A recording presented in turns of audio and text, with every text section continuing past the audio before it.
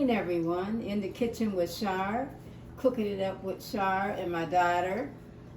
She's here visiting this week all the way from LA, and she brought a little cutie to show us and made it to Ohio in one piece. And this is something she found. Where'd you find this, Kenya? Just online when our Keurig broke, and we wished we would have switched years and years ago instead of staying with the Keurig. And it makes such better, more flavorful coffee. Yes, and she has a special blend of coffee that she discovered by some Cuban friend, but it's like American owned, but if you do Cuban coffee, it's like ground espresso. It's much more flavorful. So we haven't switched from that when we got introduced to that either. And I know you're a Starbucks fan, so you love it. It's the closest, that you could. I think that we can match for if you do hot coffee. I hear people say if you do the press, it's for cold coffee and stuff. It's the closest they can match the Starbucks. But I'd say hot coffee. This is the closest at-home copycat I can do. So you love it, and so I know your dad will love it too, since he'll have to try it also, because he's a coffee advocate, coffee user, morning, daily. Myself, I'm not, but I definitely have to try this since it's all the way from LA. So she's going to show you how you put this together and how successful it is and how good it tastes. It's called a Moka Pot. Italians, Puerto Ricans, Cubans, I already know, but it's got the pressure valve here, so you just fill your water just below there. Actually, I should have maybe poured out a little bit more so that when the water boils underneath, it's basically like the opposite of old school percolators. So water there, your coffee goes inside this carriage, and all of these break apart to be cleaned if you need to. And when you clean, you should only use vinegar water. Don't use soap, because the vinegar water will cut the oil that comes out of the coffee beans, but soap will change your flavor, so that you can keep your nice strong coffee. Use vinegar, water, and you don't fill this all the way because you got to have space for the water to kind of get through, and you'll realize it is so strong as it is. So that's probably a little more than most, but I like mine super strong. And the screws on the top, and it'll percolate out the center. I got this off Amazon for like, I don't know, $25, maybe $35, way cheaper than Keurig. Yeah, you can take it camping. It goes through TSA. Sometimes they'll stop you just to see what it is, and you just tell them, oh, it's just my coffee. It's my Moka Pot. But yeah, it can go through a carry-on even. But I travel with it because I can't be without my coffee. Yeah, you brought it the last time you came too. And then this goes on. The only difference is for people that are super rushing for work. Keurig, you can do it, maybe 2 minutes. This is like on our stove, since all stoves are different, it's about 8 minutes. So you have to put it on, then go do whatever. But it's been close on your stove. It's been same thing, about 8 minutes, 8.5. It depends on how high, but you don't want to turn up the heat the fire so high, because then you lose the richness of the flavor. So I'd say it's about 8 minutes. I think some people can probably take those to work and have, if they have a little. Yeah. You can carry it to in your work. break room. Yeah, so I've been doing medium heat. That's what I do back home.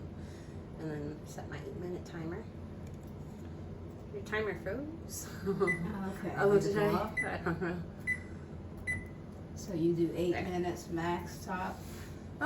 Sometimes, like if you have a fan facing that way, it might take a little longer. Other times it'll boil faster and you're having to hustle, but for the most part, that 8 is always a pretty good guess for me. But again, all stoves are different. And it'll actually boil? I'll show you when it comes out the top.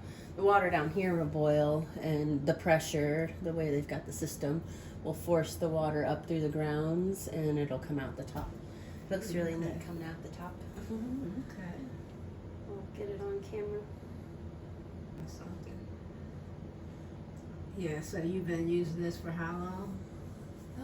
I tried to looked like it said a year, but I feel like it's been more like 2 years, hasn't it been? And that's last you the whole 2 years you Yeah, I haven't bought another one yet.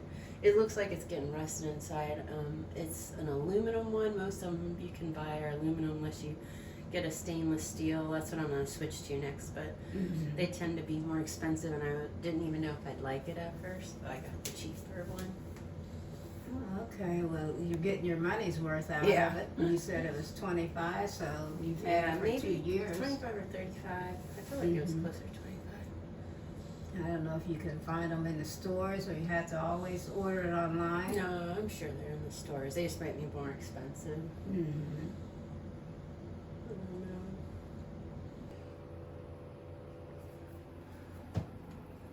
There we go. It's coming out now. Right at 8 minutes. Okay, it's starting to boil.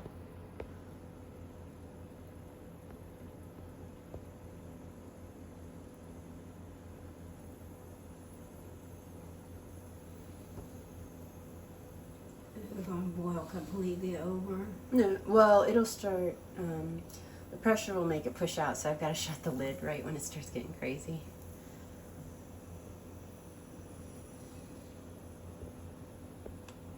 And on your stove, you having a gas, you keep it a medium or low flame. There we go. I'll shut that. Medium. It's perking.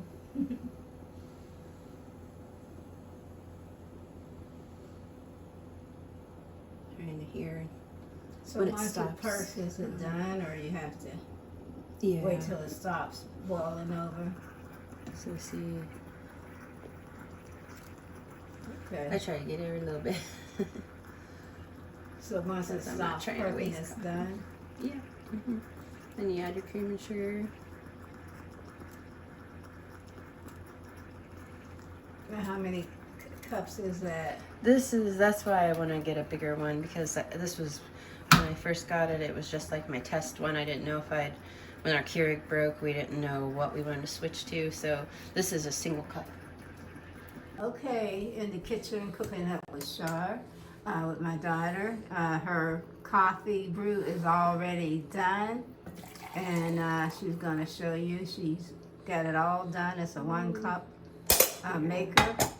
Traveled all the way from LA to Ohio in one piece, and she's ready to have her morning fix. And you use the creamer milk all the time, huh? Yeah. That's the delight. Yeah. Mm-hmm. They used to have a Cold Stone creamer one, and they stopped it. That was a mistake. You don't put sugar in it, or you I just did. Oh, okay. I just put Okay. and do like, I don't know, 1 or 2 teaspoons of sugar. Mine's Now, when I drink coffee, which I'm not a coffee drinker, I use that instant French vanilla, and I have to have it very sweet. Yeah, so do I. I go sweet. Tastes pretty good, huh? Yeah.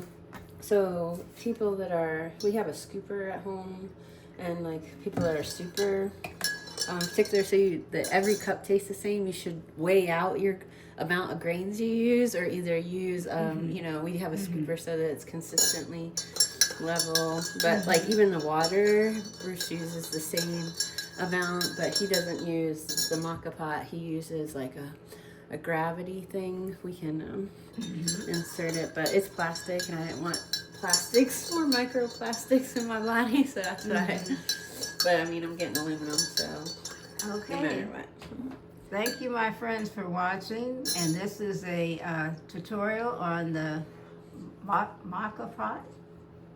And peace, love, and don't forget to like, share, subscribe.